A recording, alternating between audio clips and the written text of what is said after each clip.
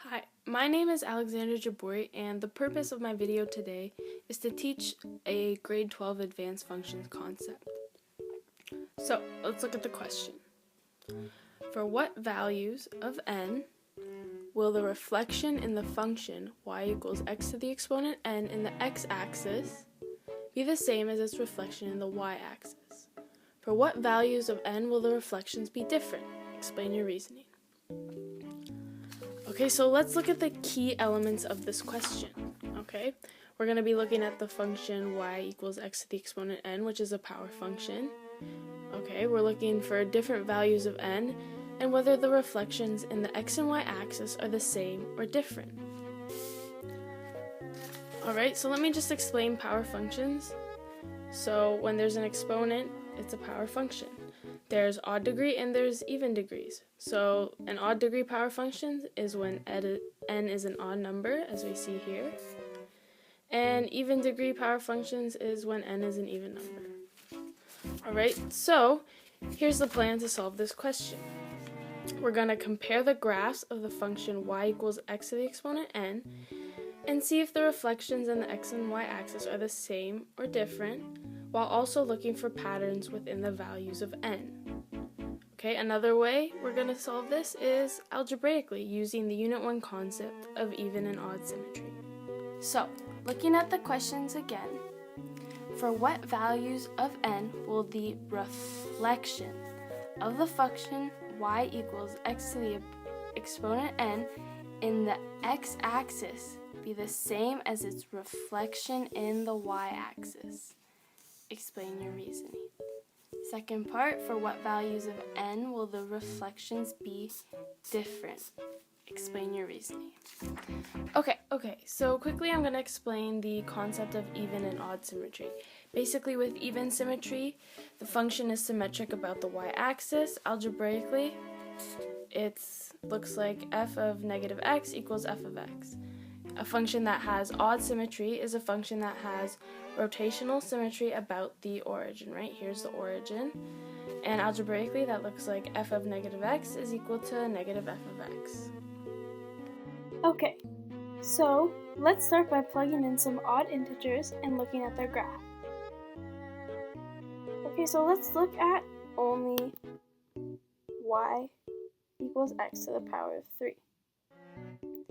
Let's look at it when it's reflected in the y-axis. Okay, so looking at the function y equals x to the power of 3, which is the basic function, this is the red graph, okay?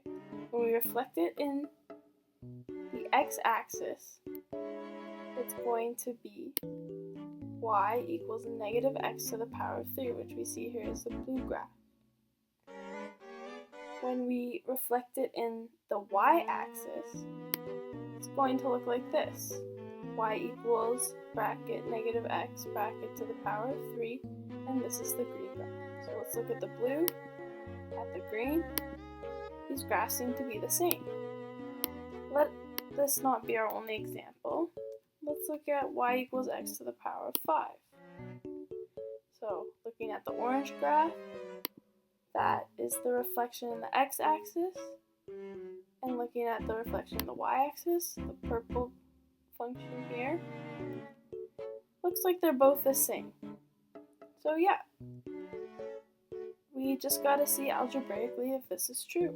Okay, so we know graphically that the functions y equals x to the power of 3 and y equals x to the power of 5 have the same x and y axis reflections. Okay, this means that they must have rotational symmetry, okay, or odd symmetry. And algebraically, we're going to prove this by using this equation, f of negative x equals negative f of x, okay? So let's start with f of x equals x to the power of 3. We see the equation here, okay, this is in an expanded form. And we see down here that this is equal to this, right? So therefore we can conclude that f of negative x is equal to negative f of x, meaning that there is rotational symmetry. Okay, let's look at it for x to the power of 5. Right, here we have the equation. This is an expanded form. We can conclude that f of negative x equals negative f of x. Okay, so let's look at the pattern here. They're both for both graphs, n is an odd integer, so we can conclude that for the graph y equals x to the exponent n, the x and y axis reflections will be the same for odd values of n. Alright, now let's plug in some even integers to see if the x and y axes reflections will be the same or different. Let's look at the function y equals x to the power of 2, and another even function would be y equals x to the power of 4. Alright, so let's look at y equals x to the power of 2. Here, looking at the orange graph, that this is the reflection in the x-axis, and this is the reflection in the y-axis. So yeah, they're different. Okay, let's get another example. Y equals x to the power of 4. Okay, so let's look at this black graph here. The reflection in the x-axis looks very different from this red graph here, which is the reflection in the y-axis. So let's prove this algebraically. Okay, so we saw graphically that the functions y equals x to the power of 2 and y equals x to the power of 4 have different x and y axis reflections. Okay, this means that they must be have even symmetry, because functions that have even symmetry only have symmetry about the y-axis. Okay, algebraically, that looks like f of negative x is equal to f of x. Okay, so let's prove this. Looking at the function f of x equals x to the power of 2. Okay, here's our equation for even symmetry.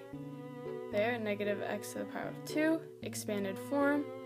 Alright, therefore we can conclude that f of negative x is equal to f of x, therefore it has even symmetry.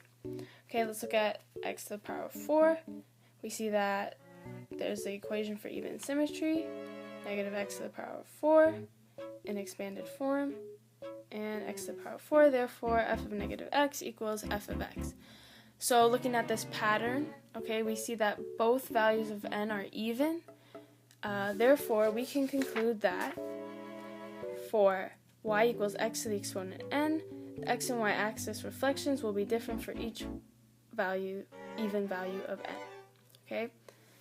So our full solution, right, for this whole question is for y equals x to the power of n, the x and y axis reflections will be the same for odd values of n.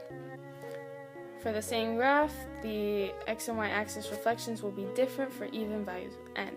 Okay, and we solve this algebraically and graphically. Woohoo!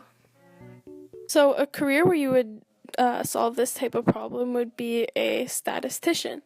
Basically, statisticians collect information from surveys and experiments. They decide where and how to gather the information, who to survey, and what questions to ask. They use this information they collect to make predictions about the economy or to assess various social problems. This helps the business and the government leaders make decisions. Statisticians make about 50 grand or more per year. They need to know a lot of calculus and different math topics. There's actually 71 different math topics that statisticians need to know. Some of those include metric measurement, basic problem solving, linear equations, quadratic equations, algebraic representation, operations with polynomials, rational expressions, coordinate graphing, logarithms, and yeah, a lot of stuff we learn in grade 12. And they may not solve a problem exactly like this, but their career definitely revolves around a lot of graphing.